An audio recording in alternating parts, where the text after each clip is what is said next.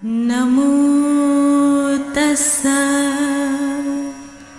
भगवतो अरहतो सम्मा संबुद्धस्स। बुद्ध और उनका धम्म बाबा साहेब डॉक्टर अंबेडकर द्वारा रचित इस महान ग्रंथ की आज ये शुरुआत है।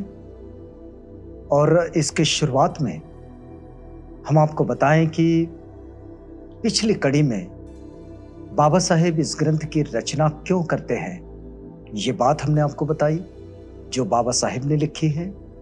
उससे पहले हमने आपको वो चीजें बताई जो इस ग्रंथ के हिंदी अनुवादक भदंत डॉक्टर आनंद कौशल्यायन जी ने इस ग्रंथ के अनुवादक के रूप में कही। अब इस ग्रंथ में प्रवेश करते हैं और समझते हैं कि तथागत बुद्ध का वास्तविक चरित्र कैसा था। उनके बाल्यकाल से इस ग्रंथ की शुरुआत होती है।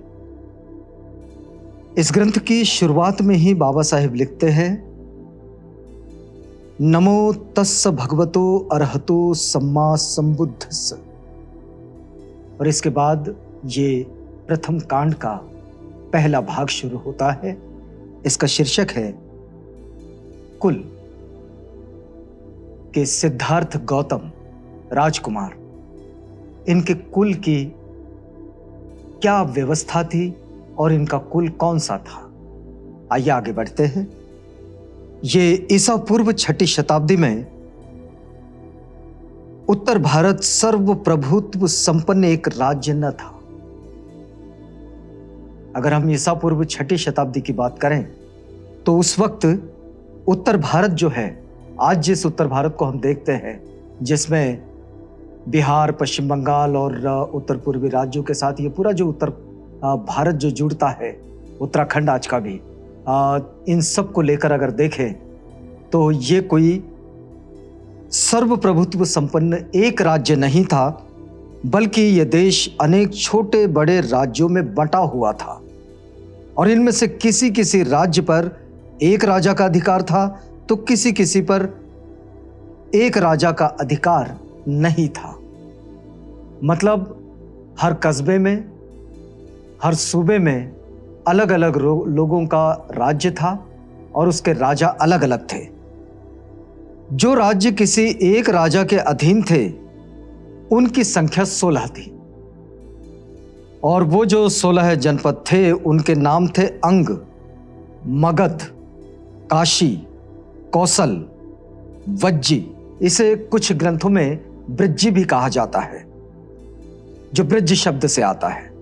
मल्ल, चेदी, वत्स, कुरु, पांचाल, मत्स्य, सौरसेन, अश्मक, अवंती, गंधार तथा कंबोज। इन 16 राज्य ये थे। और जिन राज्यों में किसी एक राजा का आधिपत्य न था वे थे कपिलवस्तु, यहाँ के जो शाक्य है, पावा तथा कुशिनारा के मल्ल, और वैशाली के लिच्छवी, और मिथिला के विदेह, रामगाम के कोली, अल्लकप्प के बुली, केसपुत के कालाम, कलिंग, पिप्पलवन के मौर्य तथा भग्ग, इसे कुछ जगह में भर्ग भी कहा जाता है, जिनकी राजधानी सिंसुमार गिरी थी। और जिन राज्यों पर किसी एक राजा का अधिकार था वे जनपद कहलाते थे, और जिन राज्यों पर किसी एक राजा का अधिकार नहीं था वे संघ या गण कहलाते थे। फिर आगे लिखा गया है कि कपिलवस्तु के शाक्यों की शासन पद्धति के बारे में हमें कोई विशेष जानकारी नहीं है। हम नहीं जानते कि वहां प्रजातंत्र था या फिर कुछ लोगों का शासन था। इसकी ठीक ठीक जानकारी इस वक्त नहीं मिल सकती क्योंकि ये उपलब्धि ही नहीं है। इतनी बात हम निश्चयपूर्वक कह सकते हैं कि शाक्यों के जनतंत्र में कई राज परिवार थे और वे एक दूसरे के बाद क्रमशः शासन करते थे और ये राज परिवार का जो मुखिया था ये राजा कहलाता था। सिद्धार्थ गौतम के जन्म के समय शुद्धोधन की राजा बनने की तैयारी थी। जब सिद्धार्थ गौतम का जन्म हुआ तब राजा बनने की जो बारी है वो शुद्धोधन की थी और शाक्य राज्य भारत के उत्तर पूर्व कोने में था। अपने यहां जो उत्तर पूर्व कोना है वहां पर यह शाक्यों का राज्य था। यह एक स्वतंत्र राज्य था, लेकिन आगे चलकर यह कौशल नरेश ने इसे अपने शासन क्षेत्र में शामिल कर लिया था। इस अधिराज्यिक प्रभाव क्षेत्र में रहने का परिणाम यह था कि कौशल नरेश की स्वीकृति के बिना शाक्य राज्य स्वतंत्र रीति से अपने कुछ राज्य के अधिकारों का उपयोग नहीं कर सकता था और उस समय के राज्यों में कौशल एक शक्तिशाली राज्य था। मगध राज्य भी ऐसा ही था। कौशल नरेश प्रसेनजीत और मगध नरेश बिंबिसार सिद्धार्थ गौतम के समकालीन थे। इतिहास की यह बड़ी महत्वपूर्ण जानकारी है कि मगध नरेश बिंबिसार और कौशल नरेश प्रसेनजीत ये दोनों और सिद्धार्थ गौतम ये समकालीन लोग हैं और ये ईसा पूर्व 6ठी शताब्दी की बात है, मतलब 600 साल पहले की। अब थोड़ा सा जानते हैं, शीर्षक है इसका पूर्वज, कि उस वक्त ये जो शाक्यों का कुल था इसमें जहां राजकुमार सिद्धार्थ गौतम का जन्म हुआ, इनके पूर्वज कौन थे? तो शाक्यों की राजधानी का नाम कपिलवस्तु था, जो हमने आपको बताया, और हो सकता है कि इस नगर का नाम महान बुद्धिवादी कपिल मुनि के नाम पर पड़ा हो।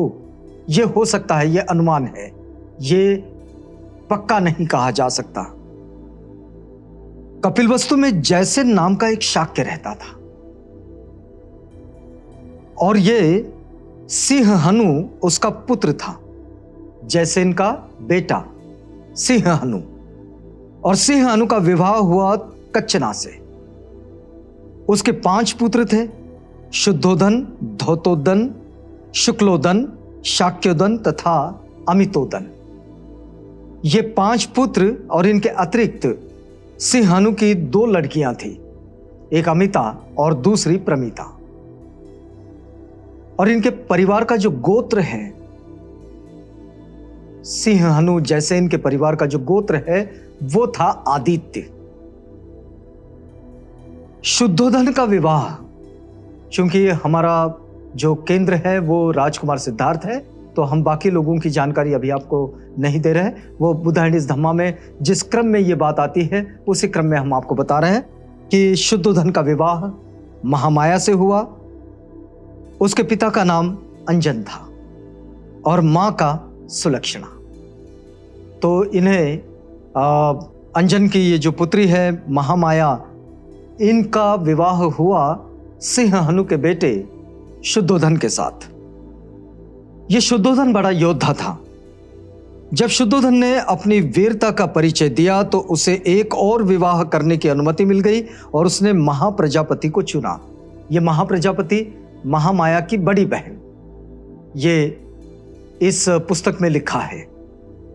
अब देखिए कि शुद्धोधन बड़ा धनी आदमी था और उसके पास बहुत बड़े बड़े खेत थे, नौकर चाकर भी थे और वो अनगिनत थे। कहा जाता है कि अपने खेतों को जोतने के लिए उसे 1000 हल चलवाने पड़ते थे।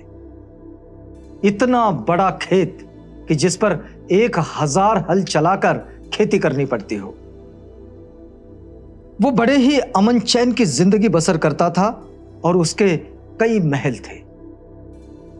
इसमें एक बात तो हम समझ सकते हैं कि शुद्धोधन, जिसकी इस वक्त राजा बनने की बारी थी, जिस वक्त राजकुमार सिद्धार्थ का जन्म हुआ उस वक्त उनकी राजा बनने की बारी थी और शुद्धोधन अपने आप में बड़े आर्थिक रूप से सक्षम थे, बड़े धनी थे और बलवान भी थे।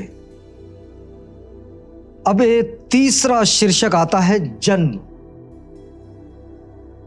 सिद्धार्थ गौतम ने शुद्धोधन के घर में जन्म ग्रहण किया था। उसके जन्म की कथा इस प्रकार है। हर महापुरुष के साथ कुछ कथाएं जुड़ जाती हैं। बुद्ध और उनका धम्म में जो बौद्ध साहित्य से कथाएं आती है, उन कथाओं में से ये कथा जो राजकुमार सिद्धार्थ के जन्म की कथा है, ये कथा इसके साथ जुड़ी हुई है। इस कथा को हम आपको सुना रहे हैं। यह कथा है कि शाक्य राज्य के लोग आषाढ़ के महीने में एक महोत्सव मनाया करते थे। इस उत्सव में क्या राजा और क्या प्रजा सभी सम्मिलित होते थे। ये एक ऐसा उत्सव था जो आषाढ़ में मनाया जाता था, जब स्थिति ये थी कि लोग खेती के लिए अपनी शुरुआत करते थे और खेती के इस शुरुआत के समय में यह उत्सव मनाया जाता था। लोगों में बड़ा उत्साह होता था क्योंकि अभी बोनी का समय है और बोनी होगी अभी, और इस वक्त में ये जो कार्य, लेकिन लगभग बोनी इस वक्त खत्म हो जाती थी और बोनी होने के बाद लोग पूरी तरह से थोड़े रिलैक्स होने के लिए भी, थोड़े अपने आप को स्वस्थ करने के लिए भी इस तरह के उत्सव के आयोजन में शामिल होते थे। लेकिन इस उत्सव की विशेषता ये थी कि इस उत्सव में राजा और प्रजा सब एक साथ मिलकर सम्मिलित होते थे, और ये राजा और प्रजा दोनों एक साथ मिलकर सम्मिलित होते थे, और ये उत्सव लगभग 7 दिन तक मनाया जाता था। देखिए, भारत को उत्सवों का देश, परंपराओं का, विभिन्न परंपराओं का देश कहा जाता है। तो ये जो उत्सवों की परंपरा है, ये तब भी है ईसा पूर्व 6ठी शताब्दी में, यानी अब से लगभग मान के चले कि 2600 साल पहले ये इस तरह का उत्सव मनाने की परंपरा तब भी है। एक बार महामाया ने इस उत्सव को बड़े ही आमोद प्रमोद के साथ और बड़ी ही शान शौकत के साथ, फूलों के साथ और सुगंधियों के साथ मनाने का निश्चय किया। हाँ, लेकिन उसमें सुरा और मेरय जैसी नशीली वस्तुओं का सर्वथा परित्याग था। जश्न है, उत्सव है, पार्टी है, नाच है, गाना है, लेकिन इसमें नशीली चीजों का सेवन नहीं है। भारत की यह विशेषता रही है कि भारत में असुर, यानी कि जो सुरापान नहीं करते, जो असुर है, इन लोगों की एक परंपरा रही है। और 600 साल पहले की ये बात आपको बता रहे हैं। एक ये छोटा सा जो कथानक इसके साथ जुड़ता है सिद्धार्थ राजकुमार के जन्म के साथ।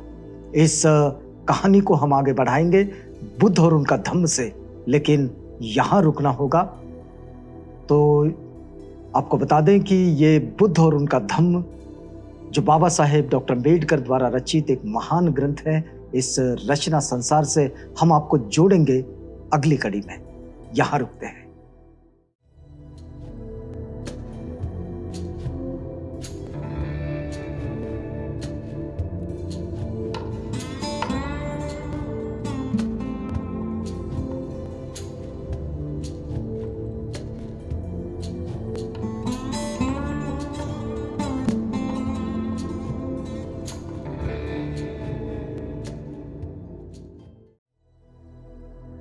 बुद्ध और उनका धम्म।